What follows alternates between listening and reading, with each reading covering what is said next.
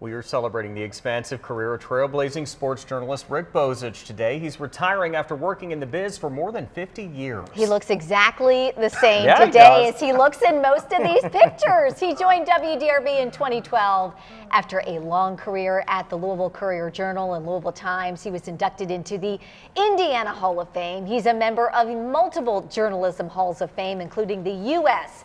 Basketball Writers Association, Indiana Sports Writers and Sportscasters Association, and the Kentucky Sports Hall of Fame. Over the years, Bozich's work has been featured in the New York Times, Sports Illustrated, The Sporting News, FoxSports.com. I could go on and on. Yes. We are so lucky to have called him our own here for all of these years. I know, and we're going to have a conversation about your career too, kind of go through the years. This is your life, kind of, you know what I mean? Let's talk about Bob Knight first, if we can. You guys had an interesting relationship. Tell the folks at home if they don't know. Well, I was a student reporter at the Daily Student. Lindsay went to IDS. Yeah, and on the first road trip I went on, Mike Krzyzewski of Duke was actually the graduate assistant at IU. And at 10 o'clock at night, somebody knocked on the door, and I got cookies and milk from Coach K, who made sure all the players got them. I got some too, so that was a thrill. Then there was another event in Iowa where he was very unhappy with an article that was in Sports Illustrated, and we got to the arena, or to the hotel, and got off the bus, and I grabbed my bag, and he put me in a headlock and gave me a Dutch rub, and he goes, "Who's your favorite sports writer?" And I said, "Not that guy at Sports Illustrated." And he goes, "That's the right answer." And he made certain that I got a room with a waterbed. But it went downhill from there, because after that, I almost missed a bus in Iowa City, and because I was listening to another game on the radio, and I wanted to come back and tell the players the score of another game. And so the bus was pulling away from the parking lot, and I started running, and fortunately some players saw it and stopped the bus. And when I got to the door didn't open, and the bus went like 25 yards ahead, and then it stopped.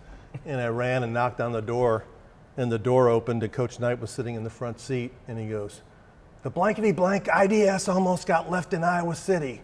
Where were you?" And I started to answer. He goes, "I don't care. Now go sit your butt down." Oh, my word. And the players just roared in appreciation because somebody else other than them was getting yelled at.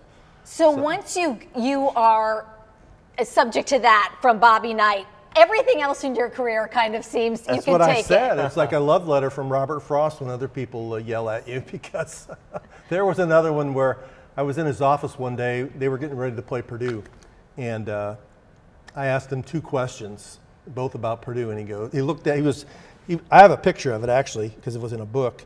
He was untying his shoes, and he kind of looked up at me disdainfully, and using about 3 or 4 expletives, he said, "If you want to know so much about Purdue, why don't you go get in your car and drive to West Lafayette?" Oh. I said, "Thanks, Coach. Have a nice day." Good to see you, Coach. Thanks so much. Classic Knight. I remember when you and I were both covering College Game Day. It was in the 20-teens at some point. Lee Corso comes in, and everyone's like, "Oh, Lee Corso's here." Lee Corso goes to Rick Bozich.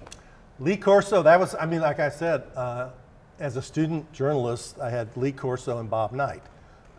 Couldn't have a greater introduction to source development, how to deal with people. One was cooperative, one wasn't. You can figure out which one was which. But Coach Corso was phenomenal. He would let me come in his office, every other week and sit down. Remember, he had a black and white couch in the corner, and the student newspaper guys could come in and talk to him, because he understood we were just student newspaper people. We were just trying to learn the job. And he's been tremendous all through the years, and he's going to have his farewell on College Game Day in August. He's finally retiring. He's 90 years old. So. Kind of fitting. You guys are doing it at the same time. He's one of a kind, Coach Corso. There'll never be another one. Your career has spanned decades, as we've mentioned. You were at Muhammad Ali's last fight. That was amazing. I still remember it was in an abandoned airstrip in Nassau, the Bahamas. About 2 hours before the fight, they weren't sure it was going to go on, because one of the promoters, James Cornelius, I think his name was, hadn't secured the money for Trevor Berbick, who was Ali's opponent. Ali lost the bout. They didn't have a ringside bell, so they used a cowbell to ring a cowbell for the start and end of the fight. And after it was over, we went in like some dugout. There was 30 of us crowding around Ali to try and talk to him at the time. And it was like, I thought at the time, man, this is a sad way for him to go out, but I was glad I was there. Yeah. Is that your most memorable interview? You've done so many with so many big names over the years. If you had to pick one. One interview, I don't know. That's probably, I did talk to Ali once later at the Brown Hotel after he moved back to Louisville. That's memorable. And people always ask about my favorite subject. My favorite athlete ever is Mary T. Meagher, and I don't know if you guys remember her. Yes. She swam here in Louisville. When I first got my career started, she was like a world record holder in the butterfly, 100 and 200 meters. But she didn't get to go to the Olympics in Russia that year because of the Jimmy Carter said that we were going to boycott it because I think the Russians had invaded Czechoslovakia.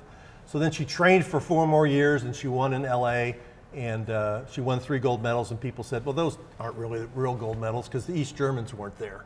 So then she trained for 4 more years and swam in Seoul, South Korea, and I was there, and she didn't, I think she won a gold in a relay but won a bronze.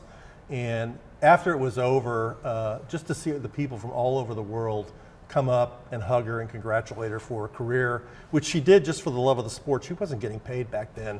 She's always been the person that I respected more than anybody else. Before we let you go, show the people what that shirt says. Show the people. If you're a White Sox fan, this is Hawk Harrelson. He gone. I guess gone. They play on the West Coast tonight, so I can stay up and watch the entire game because I don't have to get up tomorrow morning. Yes, you Awesome. can. Congratulations, Rick. Thank you, Chris. That's Thanks so for everything. happy Thank you, for Lindsay. you. Thank you, Mr. Redfield. Congratulations. Appreciate I you. have one quick question. Sure. So you talked about all these good things. There are some attitudes with these professional ball players. Give me one name of someone that you've come across, not associated with Louisville, that's just as mean as a rattlesnake and a jerk. I like this. I like this. My most favorite one was Sean Dunston. Do you remember him? He was a shortstop for the Cubs. He got sent down to the minor leagues here. I went out to interview him. Jim Fergosi was the manager of the Redbirds. He played shortstop in the big leagues. Yeah. He knew I liked baseball. We had a good friendship. I interviewed Fergosi about shortstop. I interviewed Dunston. Dunston said, I ain't doing no interviews, man. He turned me down 3 times. I walk across the field. Fergosi said, how did the interview go? I said, he wouldn't talk to me. He said, what? I said, he wouldn't talk to me. He goes, he wouldn't talk to you. He's never done a lick in the major leagues. He called the starting pitcher over to him and said, this is my man Rick. Do you know him? He goes, yeah, I know who he is. He goes, tell him what Dunston did. I told him, he goes, when he comes up in the first inning, I want you to knock him on his butt. I went up to the press box. The first pitch of the game was at Dunston's helmet, and he went down. Fergosi leaned out of the dugout and gave me the thumbs up. See? Now that's a story. That's good stuff. That's Sean Dunston, Shawon, isn't it? Correct. I remember Dunston. And then he played for the Cubs, only made it sweeter for a White Sox Sean fan. Dunston stepping to the plate today. Holy And cow. he couldn't hit. He was overrated. He was He was the number 1 draft pick that underachieved. I'll say it. Absolutely. I'll say You it showed politely. him, Mr. How about that? Bozich. Is that awesome? I Look love at it. you. I love it. Fergosi's. Thank you. Fergosi was my guy, man. He's a bit. That's a big name. Jim Fergosi was the. He got traded for Nolan Ryan. He didn't like it when you brought that up, but he did. We get to talk to Rick a little bit more, by the way. All right. He's coming up 9:45. I'll be back. All right. Thank We're you, gonna guys. miss you, Big Cat. I'm going to miss you all. Good Big times. Serb.